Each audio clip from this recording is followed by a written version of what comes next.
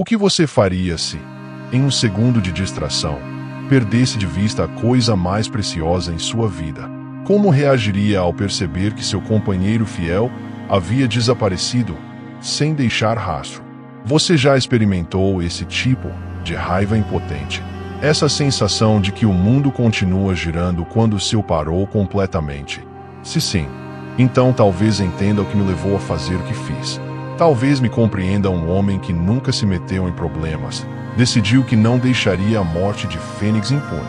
É uma história sobre poder e impunidade, sobre como o dinheiro compra silêncio, sobre como algumas pessoas se consideram acima da lei, e principalmente, sobre como às vezes precisamos nos transformar em alguém que mal reconhecemos para obter justiça num mundo injusto. Deixe-me contar como tudo começou. Mas já deixe seu like e inscreva-se no canal. Vamos nessa. Há um tipo de silêncio que só se conhece depois de ter vivido com barulho. Este é o primeiro pensamento que me ocorre todas as manhãs quando acordo em minha casa vazia em Porto Alegre, uma cidade grande demais para alguém como eu, que só queria um espaço pequeno para guardar minhas memórias. Meu nome é Antônio Mendes. Tenho 52 anos. Sou professor de literatura aposentado. Aposentado prematuramente, devo acrescentar. Não por escolha, mas por necessidade. Meus olhos castanhos carregam o peso de quem já viu demais, mas ainda anseia por ver mais. Minha barba grisalha e minhas mãos calejadas contam histórias que minha voz, sempre comedida, raramente narra. As cortinas azuis do quarto, escolhidas por Helena, filtram a luz da manhã que tenta invadir o espaço. Antigamente, eu as mantinha fechadas. Agora, deixo-as entreabertas. Foi Fênix quem me ensinou a fazer isso. Um cachorro me ensinou a redescobrir a luz. Vivo sozinho desde a partida de Helena, minha esposa, que há 5 anos escolheu o silêncio da morte após uma longa batalha contra o câncer. Um câncer que começou no ovário e, como um invasor persistente, avançou para outros territórios de seu corpo. Nossa história juntos durou 27 anos. Parece pouco, agora. Na época, parecia que tínhamos todo o tempo do mundo. O vazio desta casa de tijolos aparentes no bairro Petrópolis só não era absoluto graças a Fênix, um labrador de pelagem dourada que Helena trouxe para casa ainda filhote, 3 meses antes de partir. Um ato de amor e previdência que só compreendi completamente depois que ela se foi. Quando eu não estiver mais aqui, ele será seu companheiro de alvoradas, foram as palavras dela. Naquele momento, resisti. Não queria um cachorro. Não queria aceitar a ideia de que precisaria de companhia depois que ela partisse.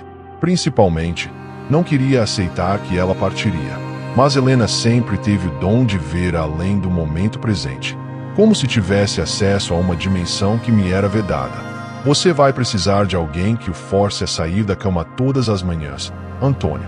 Alguém que não aceite sua tendência ao isolamento. Alguém que ame você sem fazer perguntas. E assim foi. Cada manhã, pontualmente às 6, Fênix apoiava o focinho em meu colchão, anunciando que era hora de contemplarmos juntos o nascer do sol na varanda. Nos primeiros meses após a partida de Helena, eu resistia. Virava para o outro lado, puxava o cobertor sobre a cabeça, murmurava palavras ríspidas. Fênix, contudo, era persistente como só os animais conseguem ser. Sem julgamentos, sem ressentimentos, ele voltava a cutucar meu braço, a emitir pequenos ganidos, a puxar o lençol com os dentes até que eu, por exaustão ou rendição, levantava-me. Naquelas manhãs compartilhadas, eu encontrava pequenas epifanias. Sentado na poltrona de vime da varanda, com uma xícara de café preto sem açúcar, hábito que Helena sempre criticou, observava o céu mudar de tonalidade enquanto a cidade despertava. Fênix deitava-se a meus pés, às vezes apoiando a cabeça em meu joelho, olhando-me com aquela expressão de compreensão que tanto me intrigava. Sabia, Fênix, que os antigos egípcios acreditavam que os cães eram guias para o mundo dos mortos.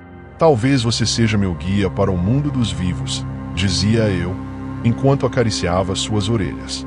Ele me observava com aquela sabedoria incompreensível aos homens, aquele olhar que parecia dizer: eu sei de coisas que você nem imagina, mas estou aqui para ajudá-lo a descobri-las. Com o tempo, passou a me acompanhar na leitura vespertina.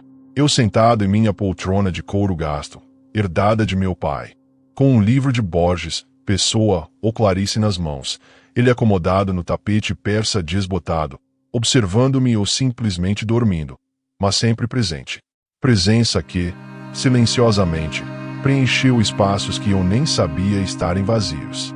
Entre os rituais que mantinham o equilíbrio frágil da minha existência, estava o passeio vespertino pelo Parque Moinhos de Vento, seguindo até os arredores da propriedade dos Nascimento, família tradicional que possuía a última grande área verde particular naquela região da cidade.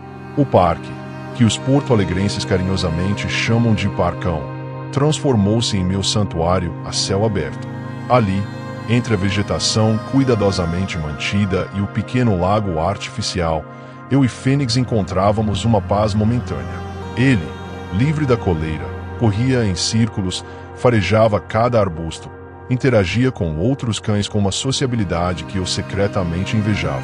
Eu, sentado em um dos bancos de madeira, alternava entre a leitura de algum livro e a simples contemplação de meu companheiro canino.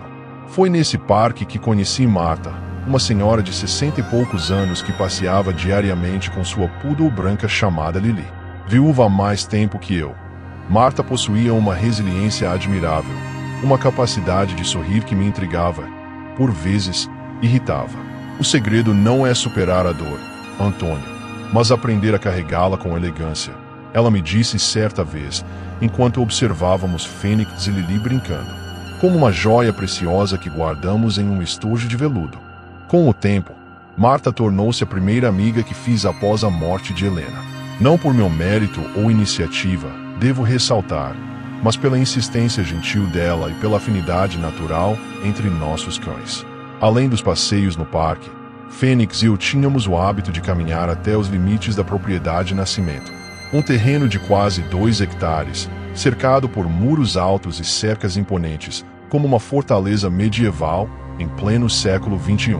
Dona Conceição Nascimento, senhora de 70 anos, viúva e matriarca implacável, era conhecida por seu temperamento tão áspero quanto as cercas de arame farpado que delimitavam suas terras. A propriedade dos Nascimento era um resquício de outra época, quando aquela área de Porto Alegre ainda mantinha características quase rurais. Agora, cercada por prédios luxuosos e comércios sofisticados, a mansão e seus jardins pareciam deslocados no tempo, como uma fotografia antiga em uma galeria de imagens digitais. Diziam, na vizinhança, que Dona Conceição recusava ofertas milionárias de incorporadoras, não por amor ao patrimônio familiar ou por princípios conservacionistas, mas por pura obstinação. Uma obstinação que se manifestava também em sua conhecida aversão a animais que não fossem os seus próprios, 2 dobermans disciplinados que raramente se viam além dos limites da propriedade. Aquela velha não gosta de nada que não possa controlar, comentou certa vez Maria Eduarda, uma jovem que frequentemente corria no parque com seu beagle. Ouvi dizer que até os netos só podem visitá-la com hora marcada. Eu ouvia tais comentários com distanciamento. Os dramas alheios pouco me interessavam desde a partida de Helena. Meu mundo havia se estreitado, concentrando-se nos livros que lia, nas aulas de literatura que ocasionalmente ministrava em um curso para a terceira idade, e principalmente em Fênix. Numa tarde de abril, quando as primeiras chuvas anunciavam o fim da estiagem, algo rompeu nossa rotina estabelecida. Percebi que Fênix, sempre obediente, havia desaparecido durante o passeio, provavelmente atraído por algum animal silvestre. Nos quase 5 anos de nossa convivência, isso jamais havia acontecido. Fênix respondia prontamente aos meus chamados, como se tivesse consciência de sua importância em minha vida. Fênix, Fênix! Minha voz ecoava entre as árvores, cada vez mais desesperada à medida que o tempo passava e o céu escurecia. A chuva fina que caía transformou-se gradualmente em um temporal, encharcando minhas roupas, meus cabelos, mas não conseguindo diluir a angústia que crescia em meu peito. Voltei para casa à tarde da noite, encharcado e abatido, na esperança de que ele tivesse retornado. A casa vazia e silenciosa foi minha única resposta. Não dorme. Passei horas na varanda, chamando por ele, acendendo e apagando a luz externa como um farol para guiá-lo de volta. Na manhã seguinte, Percorri novamente o parque e suas adjacências. Perguntei a cada pessoa que encontrava. Deixei meu número de telefone com os seguranças dos condomínios próximos, colei cartazes improvisados nas árvores e postes. Marta mobilizou um pequeno exército de amigos do parque para ajudar nas buscas. Maria Eduarda compartilhou fotos de Fênix em redes sociais. Até mesmo o síndico do meu prédio, um homem normalmente indiferente, ofereceu-se para distribuir comunicados aos moradores do quarteirão. Horas de busca se transformaram em dias de angústia. Na segunda noite, olhando para a cama vazia de Fênix no canto do meu quarto, permiti-me chorar pela primeira vez desde a morte de Helena. Não era apenas um cachorro que havia desaparecido, era minha última conexão com ela, minha âncora no mundo dos vivos. Ele vai voltar, assegurou-me Marta pelo telefone. Labradores são inteligentes e Fênix conhece o caminho de casa. Agarrei-me a essa esperança como um náufrago a um destroço. Na manhã do terceiro dia, Josué, o jardineiro da propriedade vizinha, apareceu à minha porta com os olhos baixos e palavras hesitantes. Professor, encontrei seu cachorro na divisa da propriedade. Não consegui trazê-lo. Seu olhar evitou o meu, e naquele desvio, li tudo o que ele não conseguia dizer em palavras. Mesmo assim, parte de mim se recusava a aceitar o significado implícito. Ele está ferido. Precisamos de um veterinário. Josué balançou a cabeça lentamente. Não, professor. Ele não está mais aqui. O que encontrei na cerca que separava o Parque das Terras do Nascimento foi mais que a morte de Fênix. Foi um estilhaçamento do pouco que restava de minha fé na humanidade. Meu labrador jazia imóvel, vítima de um veneno potente espalhado estrategicamente pela propriedade para controlar pragas, como explicaria depois, sem remorso, a matriarca Nascimento. Fênix estava caído próximo a um pequeno vão na cerca, por onde provavelmente havia passado. Seu corpo dourado contrastava com a terra escura, molhada pela chuva dos dias anteriores. Não havia sinais de violência externa, nenhum ferimento visível, nenhuma marca de agressão. Apenas aquela imobilidade antinatural e uma espuma branca residual nos cantos de sua boca. Ajoelhei-me na lama, indiferente à umidade que penetrava minha roupa. Com mãos trêmulas, toquei sua pelagem ainda macia. Parte de mim, irracionalmente, esperava sentir algum calor, algum vestígio de vida. Encontrei apenas o frio inequívoco da morte. Ele deve ter entrado na propriedade perseguindo algum animal, explicou Josué, mantendo uma distância respeitosa. A dona espalha veneno pela divisa. Diz que é para ratos e animais silvestres, mas não precisou completar a frase. O significado era claro como a luz implacável daquela manhã. Com a ajuda de Josué, enrolei o corpo de Fênix em meu casaco e o carreguei nos braços até em casa. O peso dele, antes tão vivo e dinâmico, agora era uma massa inerte que parecia aumentar a cada passo. Lágrimas silenciosas escorriam por meu rosto, misturando-se à chuva fina que voltará a cair. Em casa, coloquei-o sobre o tapete da sala, aquele mesmo tapete onde ele costumava se deitar enquanto eu lia. Sentei-me ao lado dele, incapaz de processar completamente o que havia acontecido. Por horas, fiquei ali, imóvel, revivendo memórias de nossa convivência, desde o dia em que Helena o trouxe para casa, ainda filhote, até nossa última caminhada juntos. Lembrei-me de sua alegria quando eu retornava das raras saídas sem ele, de como corria em círculos pela sala, latindo como se quisesse contar tudo o que havia acontecido durante minha ausência. Lembrei-me de como ele se deitava ao lado da cama de Helena nos últimos dias, recusando-se a sair mesmo quando os enfermeiros tentavam afastá-lo. Lembrei-me de como, após o funeral, ele esperou por dias na porta do quarto, como se soubesse que ela retornaria. Foi Marta quem me tirou daquele transe, horas depois. Preocupada com meu silêncio, ela havia vindo verificar se eu estava bem. Encontrou-me ainda sentado no chão, ao lado do corpo de Fênix. "Oh, Antônio", murmurou ela, ajoelhando-se ao meu lado. "Eu sinto muito." Suas palavras romperam a represa que continha minha dor. Abracei-a com força, permitindo-me finalmente expressar a angústia que me consumia. "Foi a Nascimento", disse entre soluços. "Fênix entrou na propriedade dela e ela espalha veneno por toda parte. Marta não questionou, não pediu provas, não ofereceu aquelas frases de consolo vazias que tantas pessoas usam diante da morte. Simplesmente ficou ao meu lado, permitindo que minha dor encontrasse expressão. Naquela noite, com a ajuda de Carlos, um vizinho que ocasionalmente me auxiliava em pequenos reparos domésticos, enterramos Fênix no Jardim dos Fundos, sob o ipê amarelo que Helena havia plantado em nosso primeiro aniversário de casamento. Improvisamos uma pequena cerimônia. Marta trouxe flores. Carlos recitou um poema de Mário Quintana sobre a eternidade. Eu permaneci em silêncio, incapaz de traduzir em palavras o vazio que sentia. Na manhã seguinte, movido por uma força que não reconheci como minha, vesti meu único terno completo, o mesmo que usei no funeral de Helena, e dirigi-me à propriedade dos Nascimento. Não tinha um plano claro, apenas a certeza de que precisava confrontar a mulher responsável pela morte de Fênix. O imponente portão de ferro forjado estava fechado, como sempre. Pressionei o interfone repetidas vezes até que uma voz feminina, não a de Dona Conceição, mas provavelmente de alguma empregada, atendeu. Residência Nascimento. Quero falar com Dona Conceição. Meu nome é Antônio Mendes. Sou vizinho e professor, aposentado. A senhora não recebe visitas sem agendamento prévio. Diga a ela que é sobre o cachorro envenenado na divisa da propriedade. Houve um longo silêncio, seguido pelo som do interfone sendo desligado. Achei que seria ignorado, mas cerca de 5 minutos depois, o portão começou a se abrir lentamente, emitindo um rangido metálico que parecia anunciar a entrada em um território proibido. Percorri o caminho de pedras que serpenteava por um jardim impecavelmente cuidado.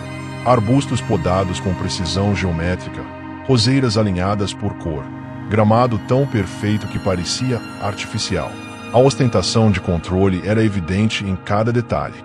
Dona Conceição Nascimento aguardava-me na varanda, sentada em uma cadeira de vime que lembrava um trono. Alta, magra, com cabelos grisalhos impecavelmente arrumados em um coque severo, vestia um tailleur azul marinho que poderia pertencer a qualquer década dos últimos 50 anos. A seu lado, um dos dobermans observava-me com olhos atentos, imóvel como uma estátua sob a mão ossuda de sua dona. O senhor é o dono do labrador, disse ela. Não era uma pergunta, mas uma constatação. Sua voz era surpreendentemente melodiosa, contrastando com a rigidez de sua postura. Era, corrigi. Meu cachorro morreu devido ao veneno que a senhora espalha em sua propriedade. Ela me estudou por alguns segundos antes de responder. Seus olhos azuis claros tão frios quanto o dia de inverno mais rigoroso de Porto Alegre. Animais de estimação devem ficar presos. Se invadiu minha propriedade, sofreu as consequências, declarou ela, da varanda de sua mansão neoclássica, sem sequer olhar em meus olhos. Tenho todo o direito de proteger minhas terras. Proteger do quê? Ele era apenas um cachorro amigável que nunca faria mal a ninguém. Não faço distinção entre animais invasores, Sr. Mendes. Cachorros, gatos, capivaras, raposas. Todos representam ameaças a meus jardins e à segurança de minha propriedade. A senhora está envenenando todas as formas de vida que se atrevem a cruzar suas cercas. Um sorriso fino e sem humor cruzou seus lábios pintados de vermelho escuro. Não dramatize, professor. Estou apenas exercendo meu direito de propriedade. E sugiro que da próxima vez, mantenha seu animal devidamente contido. A frieza calculada de suas palavras provocou em mim uma raiva que não sentia há anos. Uma raiva quente e viva que, por um momento, afastou o torpor da dor. O que a senhora faz é ilegal. Espalhar venenos dessa maneira, sem avisos ou cercas adequadas, coloca em risco não apenas animais, mas pessoas, inclusive crianças. Ela fez um gesto displicente com a mão, como quem espanta uma mosca inconveniente. Minhas terras, minhas regras. Se não concorda, sugiro que procure as autoridades. Mas lhe aviso, minha família construiu esta cidade. Meu falecido marido financiou campanhas de prefeitos e vereadores por décadas. E meu filho, como o senhor deve saber, é desembargador. Naquele momento, compreendi que estava diante de algo maior que a morte de Fênix. Era um embate entre poder e justiça, entre privilégio e direito. Dona Conceição não era apenas uma senhora idosa e amarga. Era a personificação de uma estrutura de poder que se considerava acima das leis da ética. Isso não ficará assim, disse eu, virando-me para partir. Já terminou. A voz dela me deteve. Pensei que, como professor, teria argumentos mais elaborados. Olhei para ela por cima do ombro. A senhora não merece elaboração. Merece justiça. A dor deu lugar à raiva, e então a um silêncio contemplativo que preocupava os poucos amigos que ainda frequentavam minha casa. Perder Fênix reabriu a ferida da morte de Helena, como se uma segunda camada de luto se sobrepusesse à primeira, tornando o peso quase insuportável. Nos dias que se seguiram ao confronto com Dona Conceição, caí em uma rotina quase mecânica. Acordava cedo, ainda esperando inconscientemente pelo focinho úmido de Fênix em minha mão. Preparava café, sentava na varanda, olhava o nascer do sol. Depois, vagava pela casa como um fantasma, incapaz de encontrar propósito nas atividades que antes me ocupavam. Você precisa sair dessa casa, insistia Marta em suas visitas diárias. Vá dar aulas, visite um museu, participe daquele grupo de leitura da biblioteca que você sempre mencionava. Eu assentia, prometia considerar suas sugestões, mas assim que ela partia, voltava ao meu estado de inércia contemplativa. Até que, cerca de 2 semanas após a morte de Fênix, encontrei entre correspondências banais um envelope pardo sem remetente. Dentro, havia um pequeno pendrive e um bilhete manuscrito. Professor, achei que gostaria de ver isto. Um amigo, J. Josué, o jardineiro. Intrigado, conectei o pendrive ao meu notebook antigo. Nele, encontrei uma pasta com vídeos datados dos últimos 3 meses. Gravações feitas com um celular, mostrando Dona Conceição supervisionando funcionários que espalhavam pó branco ao longo do perímetro da propriedade. Em um dos vídeos, podia-se ver claramente um homem sem equipamento de proteção manipulando sacos com rótulos em idioma estrangeiro e símbolos de toxicidade. Mais impressionante ainda, o último arquivo era a gravação de uma conversa entre Dona Conceição e um homem de terno que ela chamava de Dr. Martins. Discutiam a necessidade de limpar o terreno antes da visita de fiscais da prefeitura. Se encontrarem qualquer espécie protegida, o projeto do condomínio será embargado, dizia o homem. Precisamos garantir que não haja nada que possa atrasar a aprovação. Deixe comigo, respondia Dona Conceição. Até o final do mês, não haverá um único animal silvestre nesta propriedade. Passei a colecionar recortes de jornal sobre mortes inexplicáveis de animais na região.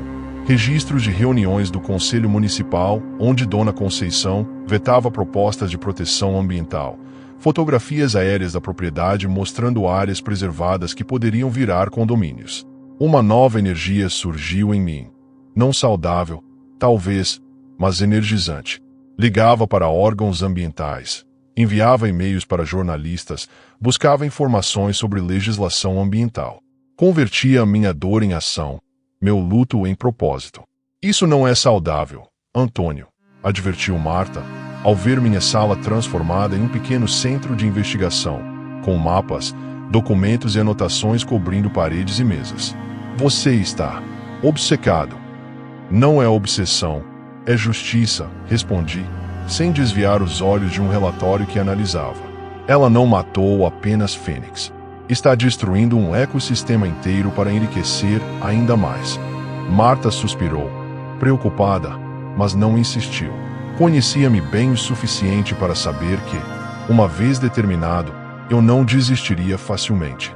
Na biblioteca municipal, onde trabalho como voluntário 3 vezes por semana, conheci Clara, uma bióloga recém-chegada à cidade para um estudo sobre contaminação de lençóis freáticos.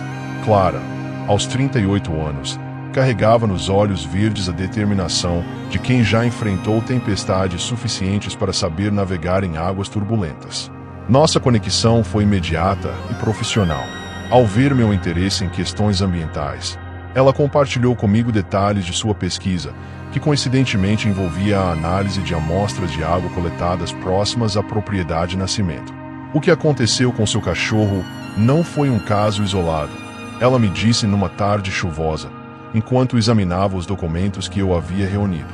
Estamos detectando níveis alarmantes de compostos tóxicos no solo, exatamente na divisa com a propriedade Nascimento.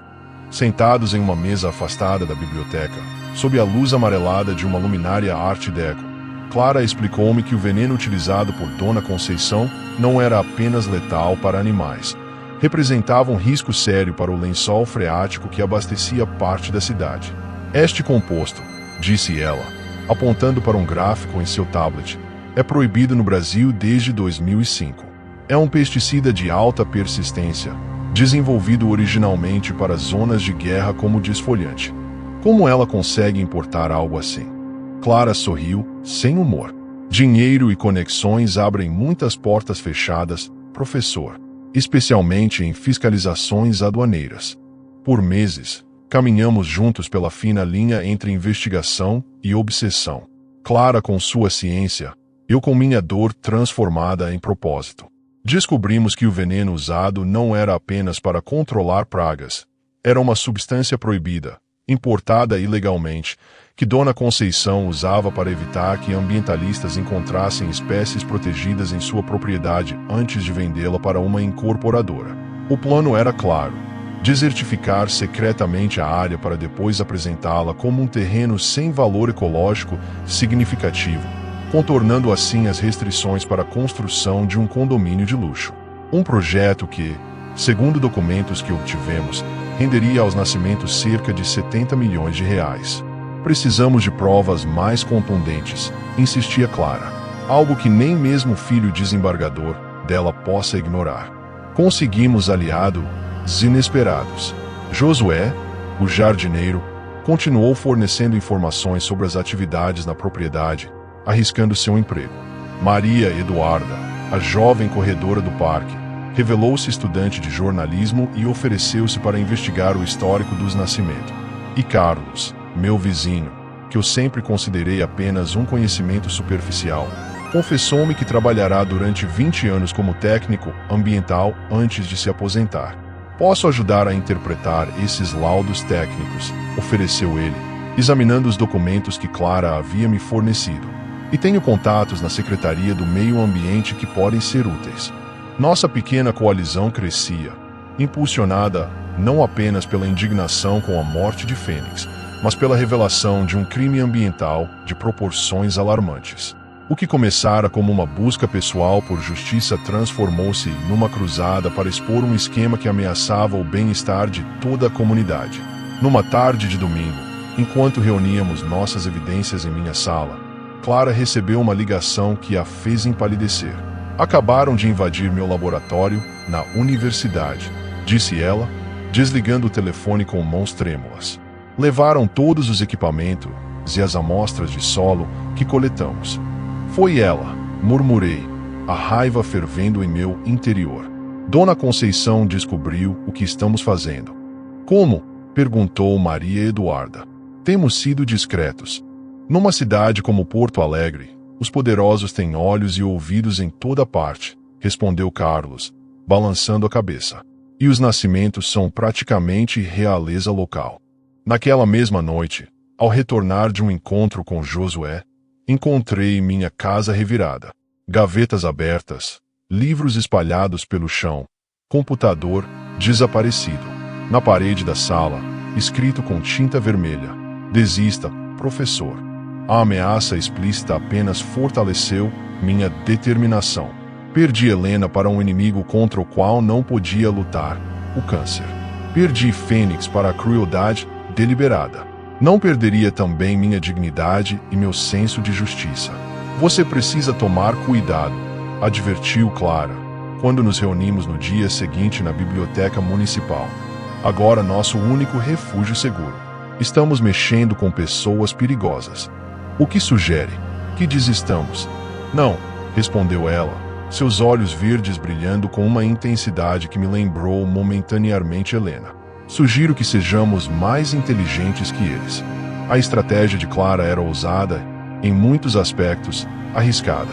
Em vez de confrontar diretamente os Nascimento, documentaríamos meticulosamente suas atividades ilícitas e, no momento certo, entregaríamos o dossiê completo simultaneamente à imprensa, às autoridades ambientais e ao Ministério Público.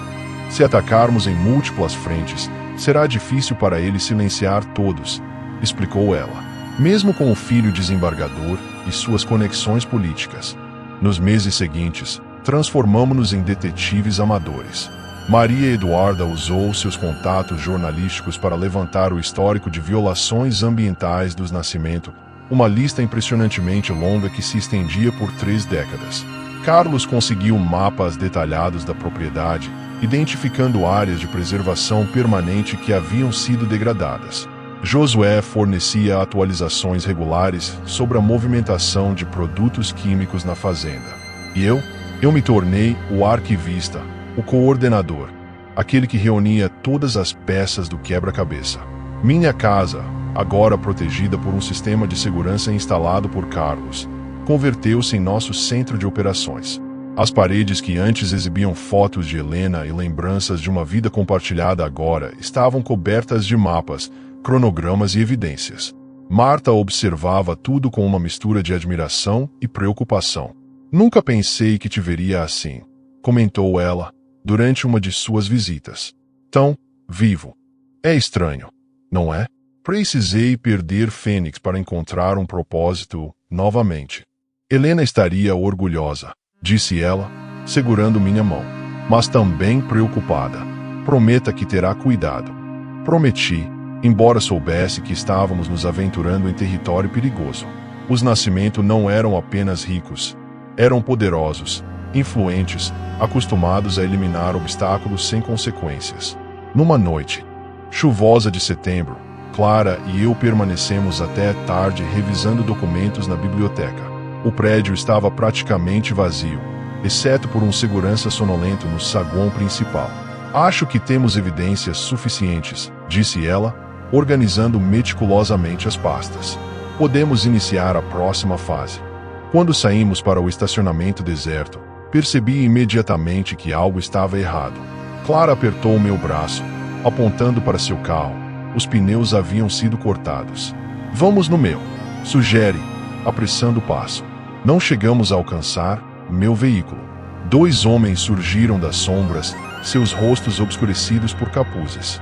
Tudo aconteceu rapidamente. Um empurrão, Clara gritando meu nome, uma dor aguda na parte de trás da minha cabeça. E então, escuridão. Acordei em um local desconhecido, o cheiro de mofo e umidade invadindo minhas narinas. Minha cabeça latejava. Pisquei várias vezes, tentando adaptar meus olhos à penumbra. Estava em um tipo de galpão ou depósito. Janelas altas filtravam uma luz fraca, suficiente apenas para distinguir formas e sombras. Minhas mãos e pés estavam amarrados a uma cadeira de metal. Finalmente acordou, professor. Reconheci imediatamente a voz melodiosa e fria de Dona Conceição Nascimento. Ela emergiu das sombras como uma aparição, imaculada em seu taier azul marinho, um contraste absurdo com o ambiente decadente ao nosso redor. Onde está Clara? Foi a primeira pergunta que consegui formular, minha língua pesada e minha boca seca. Sua amiga bióloga está bem. Por enquanto. Ela caminhou lentamente ao meu redor, o salto de seus sapatos ecoando no piso de concreto. Achei que deveríamos conversar em particular. Sequestro é crime, Senhora Nascimento. Um sorriso frio cruzou seus lábios pintados. Crime é um conceito relativo, professor. Depende de quem julga, de quem executa a lei. Ela parou à minha frente, inclinando-se ligeiramente. Minha família construiu esta cidade quando ela não passava de um entreposto colonial. Meus antepassados definiram que a lei, aqui muito antes de existirem tribunais formais. Através da névoa de dor e confusão, compreendi que estava diante não apenas de uma mulher cruel, mas de algo mais perigoso. Alguém que acreditava genuinamente em sua própria impunidade. O que quer de mim? Quero que pare. Que desista dessa cruzada ridícula por causa de um cachorro. Que entenda seu lugar nesta cidade. Não se trata apenas de Fênix, respondi, sentindo uma força renovada apesar das circunstâncias. Trata-se de você envenenando lentamente um bairro inteiro. Trata-se de corrupção, de arrogância, de desprezo pela vida em todas as suas formas. Ela riu. Um som surpreendentemente musical para alguém com coração tão endurecido. Sempre o professor, não é? Sempre a lição de moral. Pergunte-se, de que adiantam os seus princípios se acabar como o seu cachorro? A ameaça explícita despertou, em mim não medo, mas uma clareza cristalina. Pela primeira vez desde a morte de Helena, senti-me completamente presente, completamente vivo. Sabe por que você nunca vencerá, Dona Conceição? Porque pessoas como você acreditam que estão acima de tudo, das leis, da moralidade, das consequências. Mas não estão. Ninguém está. E essa arrogância sempre leva à queda. Algo em minhas palavras pareceu atingi-la. Uma sombra de dúvida cruzou seu olhar, normalmente impassível. Você fala como se tivesse algum trunfo escondido, professor. Talvez tenha. Talvez não precise mais de provas físicas.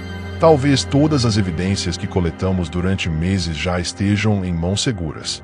Mãos que nem seu filho desembargador pode alcançar. Era um blefe, naturalmente. Nosso plano de distribuir simultaneamente as evidências ainda não havia sido executado. Mas a incerteza no olhar dela me deu esperança. Nesse momento, ouvimos um estrondo. A porta do galpão foi aberta com violência, deixando entrar um clarão de luz que por um momento me cegou. Vozes, passos apressados, ordens sendo gritadas. Polícia Federal. Todos parados. O que aconteceu a seguir pareceu-me irreal, como se eu observasse uma cena de filme e não minha própria vida. Agentes da Polícia Federal invadiram o galpão, armas em punho.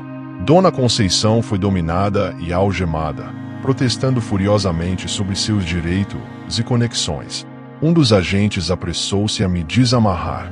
Professor Mendes, o senhor está bem. Assenti, massageando os pulsos doloridos. Como? Como me encontraram? Sua amiga Clara. Ela conseguiu escapar quando os homens tentaram capturá-la. Felizmente, havia uma viatura fazendo ronda próxima à biblioteca. Clara.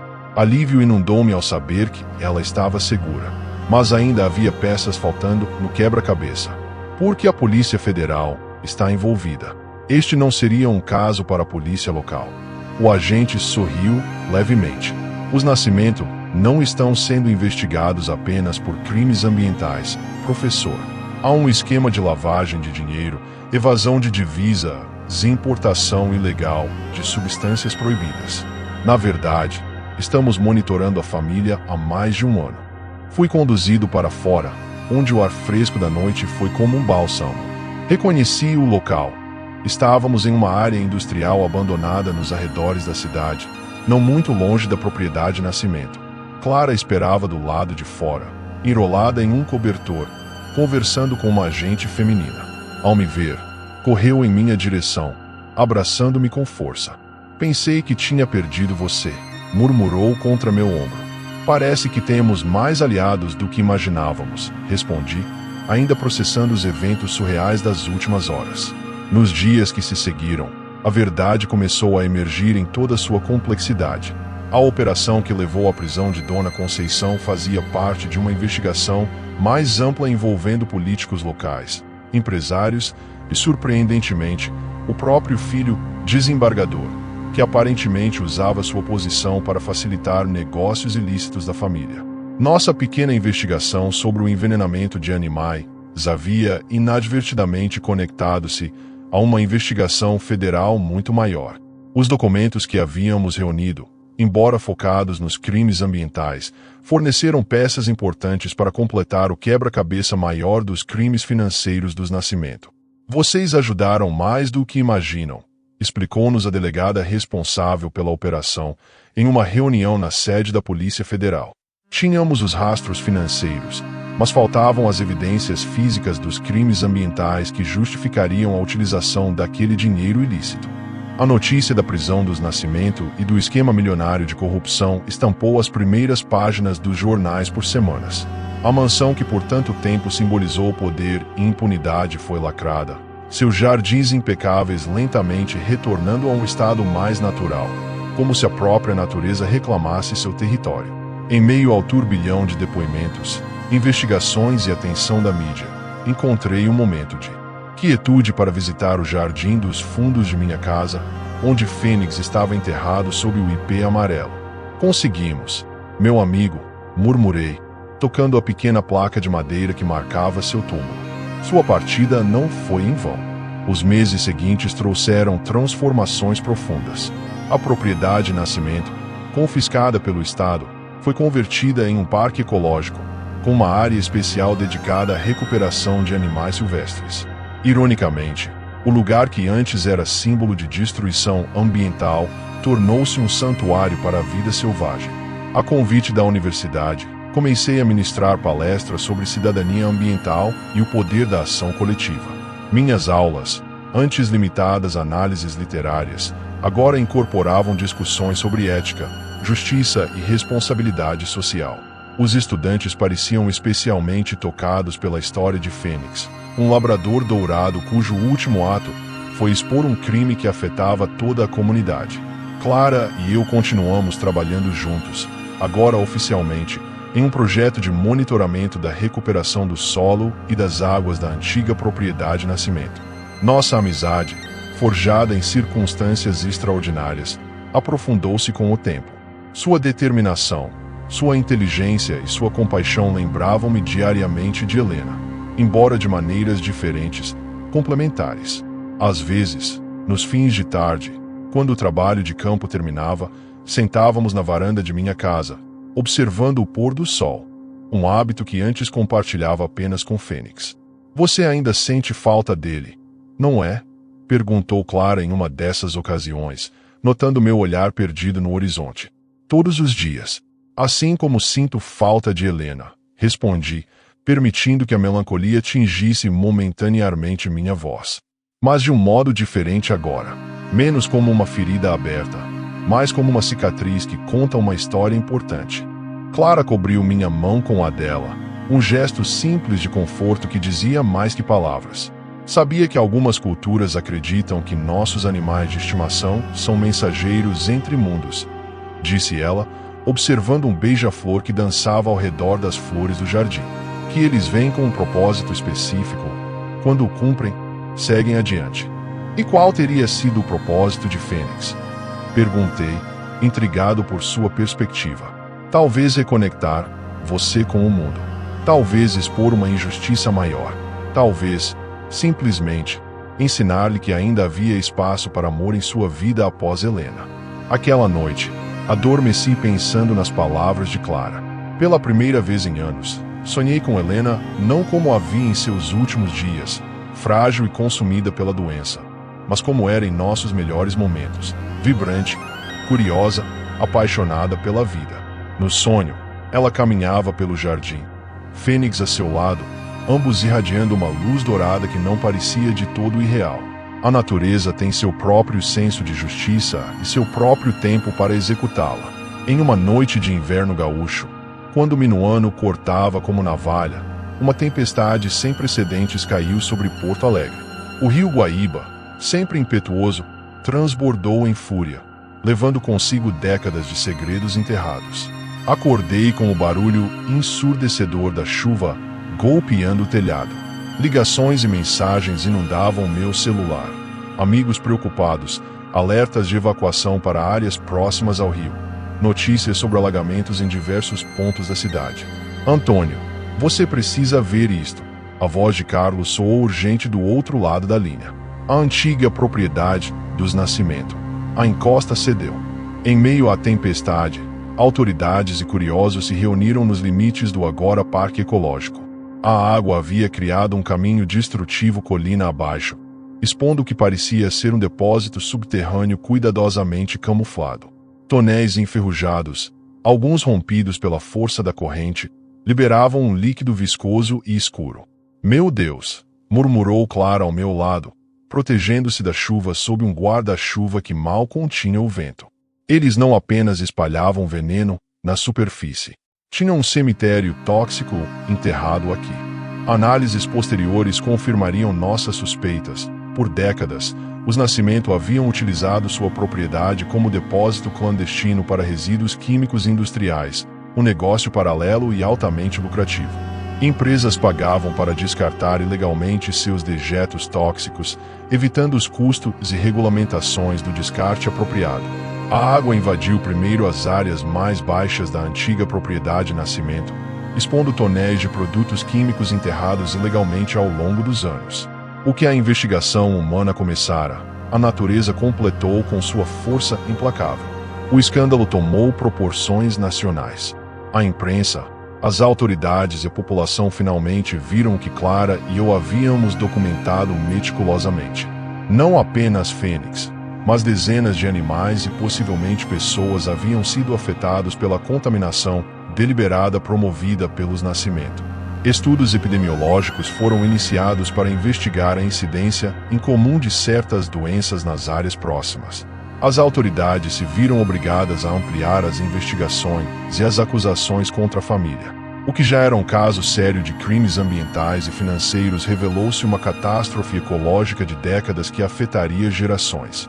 Como uma ironia do destino, a chuva que expôs os crimes dos Nascimento também lavou parte do veneno acumulado no solo, iniciando um processo natural de purificação. Especialistas afirmaram que levaria anos, talvez décadas, para que a área se recuperasse completamente, mas a natureza, em sua sabedoria ancestral, já começava seu paciente trabalho de cura. Há uma semana, observei da janela de minha casa Dona Conceição sendo conduzida por policiais até uma viatura, não para mais um depoimento, mas para cumprir a sentença finalmente proferida. Seu império ruiu mais rápido que as certezas que eu tinha sobre a vida antes de perder Helena. Não senti alegria, nem mesmo satisfação. Apenas um estranho sentimento de ciclo completo. O processo judicial arrastou-se por meses, com manobras, recursos e tentativas de obstrução. O poder econômico lutando para manter seus privilégios. Mas a evidência era incontestável. A indignação pública, incontrolável. E até mesmo as conexões políticas têm seus limites quando expostas à luz implacável do escrutínio nacional. Numa tarde tranquila, enquanto organizava minhas anotações para uma palestra, ouvi a campainha. Clara estava à porta, mas não sozinha. "Tenho uma surpresa para você", disse ela, abrindo caminho para que eu visse o que trazia consigo. Ontem, Clara apareceu com um filhote de labrador em seus braços. "Ele precisa de um lar", disse simplesmente. "Foi resgatado de uma situação de maus tratos. O abrigo está lotado." Não precisou completar a frase. Ao tomar o pequeno ser em minhas mãos, notei uma mancha dourada em sua pata dianteira, idêntica à que Fênix tinha. O filhote me olhou com aquela curiosidade, inocente típica dos animais jovens, sem o peso do passado, apenas a promessa do futuro. "Como se chama?", perguntei. "Ainda não tem nome", respondeu Clara. "Achei que você gostaria de escolher." Pensei em vários nomes possíveis, mas um em particular ressoou em mim. "Auro", disse finalmente, em homenagem ao amanhecer que Helena tanto amava. Clara sorriu, aprovando a escolha. "Auro, como o dourado do sol nascente, combina com ele." Esta manhã, pela primeira vez em quase um ano, fui acordado por um focinho úmido tocando minha mão. Auro, ainda desajeitado em seus movimentos de filhote, me convidava para ver o nascer do sol. Levantei-me, preparei café, e juntos observamos os primeiros raios dourados tingirem o horizonte de Porto Alegre. Percebo agora que o verdadeiro veneno nunca foi aquele que tirou o Fênix de mim, mas o que poderia ter contaminado meu coração se eu tivesse permitido que o ódio crescesse em silêncio. Há uma forma de justiça que transcende tribunais e manchetes, uma justiça que se manifesta na renovação da vida, no ciclo que nos lembra que somos todos, humanos e animais, parte de algo muito maior que nossas pequenas cercas de propriedade. E enquanto observo Auro correndo pelo quintal, sinto a presença de Helena e Fênix nesta nova alvorada que, apesar de tudo, insiste em ser bela. Esta não é apenas minha história. É a história de todos que já amaram e perderam um animal de estimação. É a história de quem já enfrentou a impunidade dos poderosos. É a história de pequenos atos de coragem que, somados, podem mudar realidades que pareciam imutáveis. Sei que muitos de vocês têm suas próprias histórias para contar, de companheiros animais que transformaram suas vidas, de injustiças que testemunharam, de pequenas batalhas cotidianas contra a indiferença e a crueldade. Se minha jornada com o Fênix e agora com o Auro tocou seu coração de alguma forma, gostaria de pedir que deixe seu like neste vídeo. Este simples gesto ajuda a amplificar histórias como esta, lembrando-nos que cada vida, humana ou animal, tem valor e dignidade. Inscreva-se no canal para conhecer outras histórias de resistência, amor e transformação. Nos comentários, compartilhe suas próprias experiências com seus animais de estimação. Conte-nos como eles mudaram sua percepção do mundo, como os perdeu, como honra sua memória. No final, o que mais importa não são as batalhas que travamos, mas o amor que nos moveu a travá-las. O amor de Helena, que me deu o Fênix como o último presente. O amor de Fênix, incondicional e transformador. O amor de uma comunidade que se uniu contra uma injustiça. E agora, o novo amor que Auro traz para minha vida. Obrigado por compartilhar esta jornada comigo. Até a próxima Aurora. Antes de encerrar, quero agradecer a você que dedicou seu tempo a ouvir esta história tão pessoal.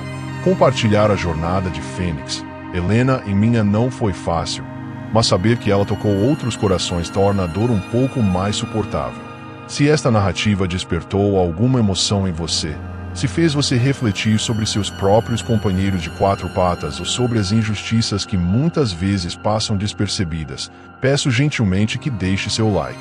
Esse pequeno gesto significa muito para quem dedica tempo a compartilhar histórias como esta. Inscreva-se no canal para acompanhar outras narrativas que dão voz àqueles que nem sempre podem falar por si mesmos. Seus comentários, experiências e histórias são bem-vindos. Eles criam uma comunidade de pessoas que entendem que o amor por nossos animais transcende o ordinário. Como Antônio aprendeu em sua jornada de dor e redenção, às vezes precisamos perder algo precioso para valorizar o que realmente importa. E o que realmente importa são as conexões que formamos, as marcas que deixamos e as injustiças contra as quais nos levantamos. Até a próxima história. E lembre-se, todo animal merece respeito, proteção e justiça. Muito obrigado.